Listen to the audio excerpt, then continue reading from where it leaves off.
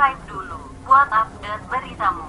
Ketua fraksi PKS di DPR, Jazuli Juwaini menilai berbagai macam fitnah yang menimpa pasangan Anies Baswedan dan Sandiaga Uno menunjukkan ketidakdewasaan dalam berdemokrasi.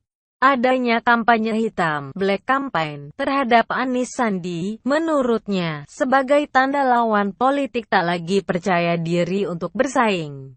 Biasanya orang yang bikin black campaign itu lebih kepada kurang pede karena kalau dia merasa bagus nggak perlu pakai black campaign begitu.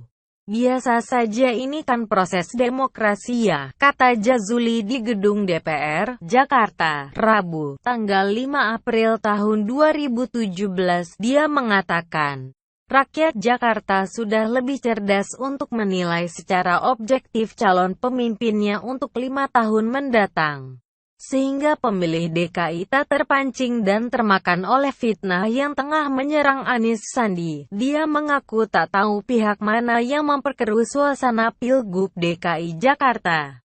Fitnah tersebut bukan hanya dilakukan oleh lawan politik, tapi bisa saja dilakukan oleh pihak ketiga yang tak suka dengan Anies Sandi. Bisa saja pihak ketiga yang ingin memperkeruh persoalan.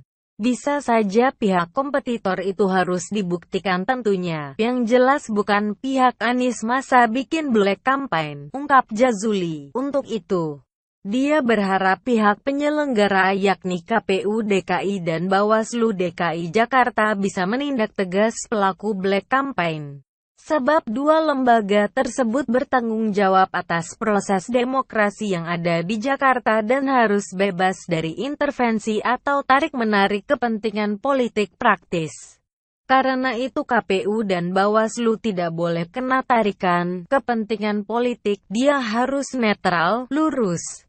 Pikiran dia hanya satu, demokrasi di Indonesia dan Jakarta berjalan dengan baik dan benar, ujarnya. Dia menambahkan bila pelaku fitnah tersebut sudah tertangkap, maka pihak kepolisian dan Bawaslu harus tegas menindak.